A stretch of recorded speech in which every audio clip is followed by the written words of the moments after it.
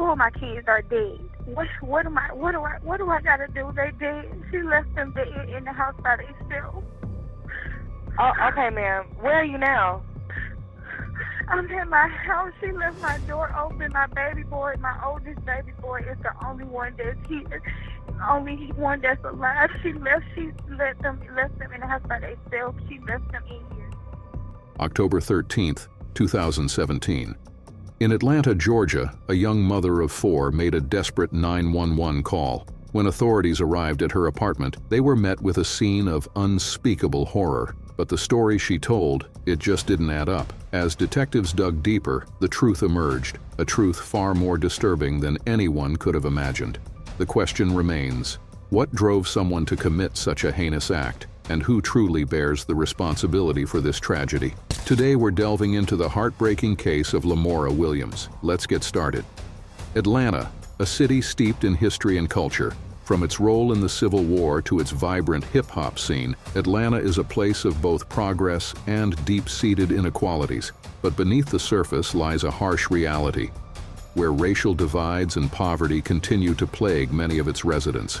It is in this complex landscape that our story unfolds. Atlanta, a city of resilience, symbolized by the phoenix rising from the ashes, a vibrant center of music and culture, yet also a place where tragedy can strike. This is where the case of Lamora Williams begins. October 13th, 2017. A 24-year-old Lamora Williams contacted police, reporting the deaths of 2 of her children inside their apartment. Simultaneously, a second 911 call came in from Jamil Penn Sr., father of the deceased children, relaying the same information. I just received a call from my child's mother that 2 of my youngest 2 dead babies, my sons, are dead in an apartment. Okay, there's a lot of background noise. There what in an apartment, sir?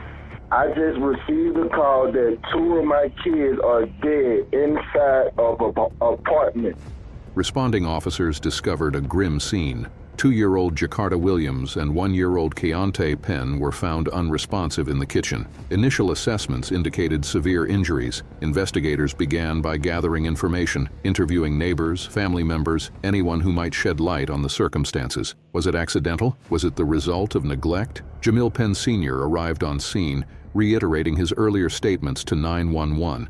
He described receiving a call from Lamora informing him of the children's deaths, followed by a video call. The scene he witnessed through the camera was disturbing. According to his account, both boys appeared lifeless on the kitchen floor, prompting his immediate call to emergency services. The bodies were transported to the coroner's office for post-mortem examination. The autopsy report indicated significant post-mortem thermal changes consistent with prolonged exposure to dry heat. The report stated, "These thermal changes appear to be entirely from dry heat and changes from prolonged exposure to heat. It would require ample time to get to this degree." While blunt force trauma was ruled out, a definitive cause of death could not be determined. Back at the apartment, investigators continued their interviews, searching for answers. A series of seemingly insignificant clues began to coalesce, painting a disturbing and unexpected picture. As the investigation progressed, inconsistencies began to surface, shifting the focus towards Lamora Williams. Key among these was the 911 call. Her repeated inquiries about potential legal consequences, even before providing crucial details to dispatchers, raised immediate suspicion. I understand that, but can you please help me? Can you please tell me, I don't want to get locked up because this is not my fault. I had just came home from work. Further questioning of neighbors revealed that a foul odor had permeated the apartment for several days, contradicting Lamora's timeline. Moreover, there was no evidence to support her claim of a babysitter. The alleged cousin could not be located. Testimony from Lamora's close friend, Nisa Smith, provided a critical turning point. Nisa recounted a distressed phone call from Lamora, who stated she couldn't do it anymore. Nisa also revealed that Lamora had quit her job a month prior, citing the overwhelming stress of balancing motherhood and employment. During their conversation, Lamora allegedly confessed to the children's deaths, prompting Nisa to urge her to contact the police. Instead, Lamora made a video call to the children's father, Jamil Penn Sr., showing him the scene. Jamil Sr. also reported that the surviving 3-year-old, Jamil Penn Jr., claimed to have witnessed the events, repeatedly stating that "Mummy hurt my brothers." He talks about his brothers, you know what I'm saying? He know what happened. He talks about it all the time. Based on this evidence, Lamora Williams was arrested in the early hours of October 14th and charged with 2 counts of murder. Atlanta Police Sergeant John Challey stated, "It soon became clear that she'd been withholding information. Investigators do not believe the children's mother left them with a caregiver." The stove was seized as potential evidence, pending further analysis of the coroner's report. The question remained, what drove Lamora Williams to such a devastating act? Biographical information about Lamora Williams is limited. Born in 1983, she resided in Atlanta with her parents and sister, Tabitha. Known to her inner circle as Red, a troubling picture began to emerge. According to her mother, Brenda, and sister, Tabitha, Lamora had a long history of mental health issues.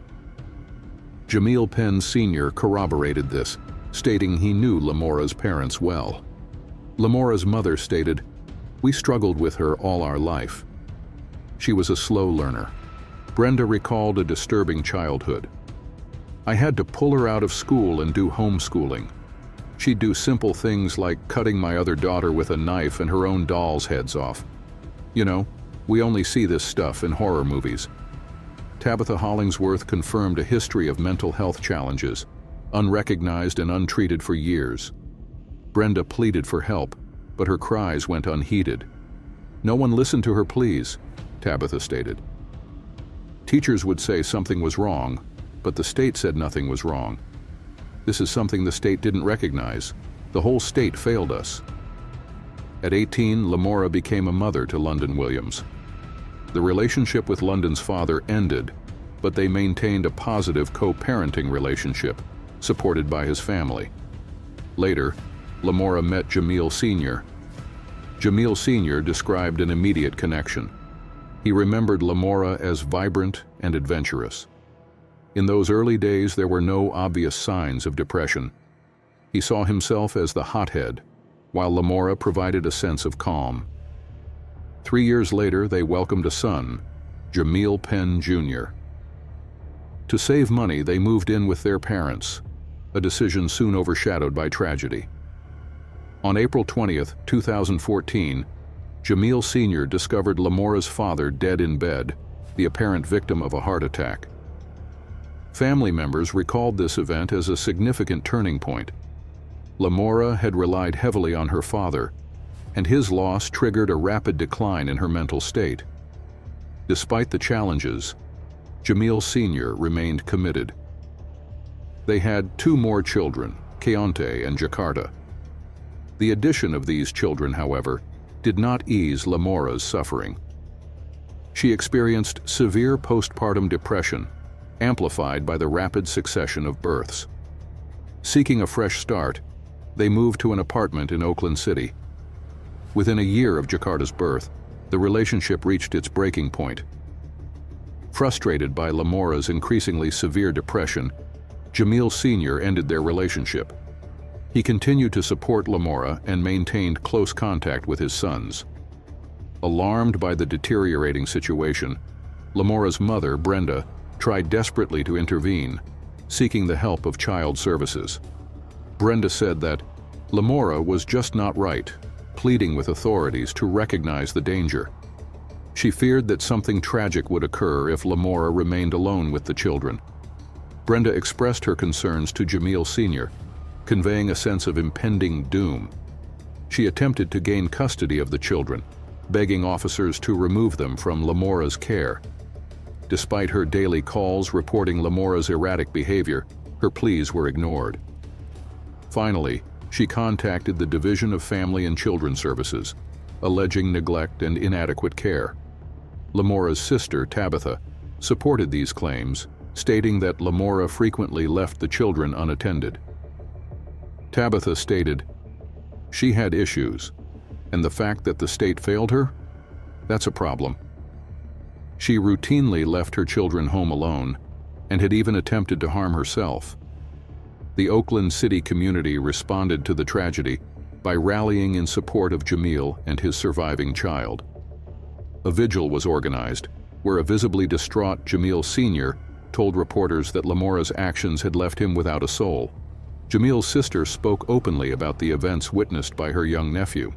My nephew, while he was watching whatever was going on in this house, and he came and talked to me and told me auntie what was going on. That baby seen everything. Jamil expressed his profound loss, stating that his boys had been his entire life.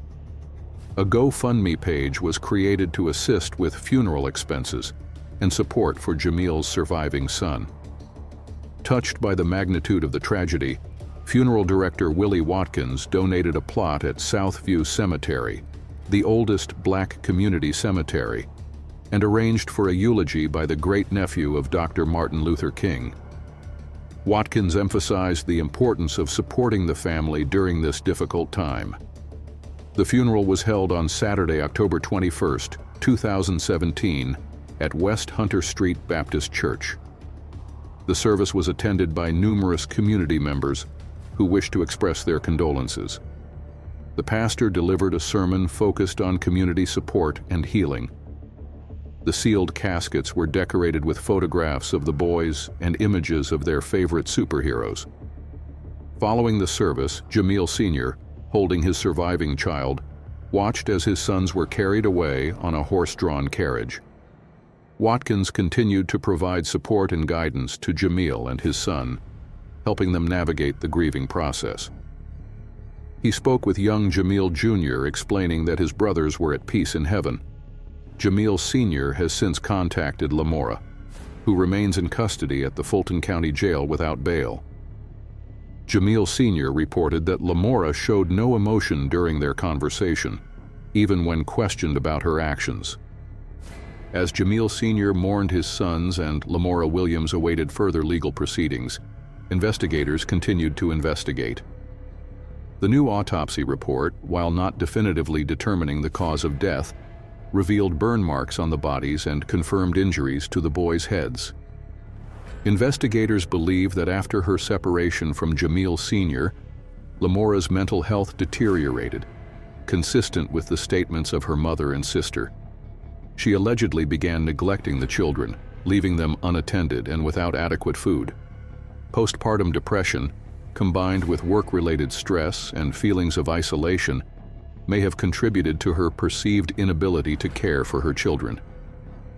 Nisa Smith's account described Lamora as being at her breaking point, leading to her decision to quit her job in September 2017 to become a stay-at-home mother. Did the loss of independence, the failure of 2 relationships, and the overwhelming depression following her father's death combine to push Lamora beyond her breaking point? Was the act of silencing her children perceived as a desperate escape? Considering Jamil Jr.'s testimony, could Lamora have used excessive force during an outburst of uncontrollable rage? And if the neighbors' accounts are accurate, did the boys perish nearly 24 hours before the 911 call was placed? Could that call have been part of a calculated cover-up orchestrated to conceal the truth? Why did she contact Nisa Smith and Jamil Sr. prior to calling 911? Why did she attempt to shift blame to an unnamed cousin and even her own sister? Why was her primary concern focused on potential guilt rather than the well-being of her children?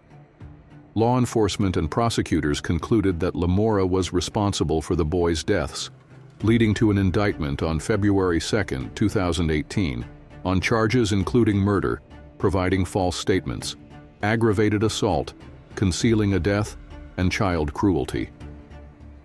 Brenda requested 24-hour surveillance due to concerns for her daughter's safety.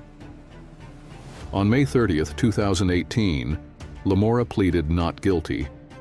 However, subsequent to this court appearance, no new information has been released regarding her case. Speculation remains that she was deemed unfit to stand trial and placed in a psychiatric facility for treatment. Her records remain confidential. Reflecting on these events, Brenda Williams expressed both sadness and a lack of surprise. "My daughter is a sick person, if she did what I think she did. She maintains that the state's failure to intervene contributed to the tragic outcome. I reported her to the district because I either wanted them to give me the kids or get the kids out of her possession. Because at one time I thought she was just going nuts not feeding them, she said. Brenda has stated that she herself needs therapy after facing such an ordeal.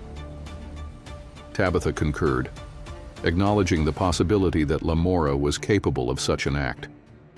Jamil has found strength in faith and sought therapy for himself and his son. He draws comfort from the belief that his sons, Keontae and Jakarta, are now at peace. Jamil Jr. continues to recall the details of that night, causing his father immense pain. He knows they're dead, but he still thinks that they're coming back, Jamil Sr. shared. Despite his profound grief, Jamil refuses to be defined by his loss. I want everyone to use my story as a helping hand, he wrote.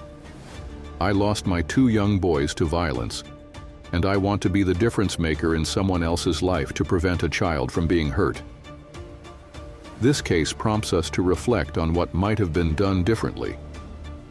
It is imperative that we enhance our efforts to safeguard the well-being of our children, prioritize mental health awareness, and ensure that interventions occur before tragedy strikes.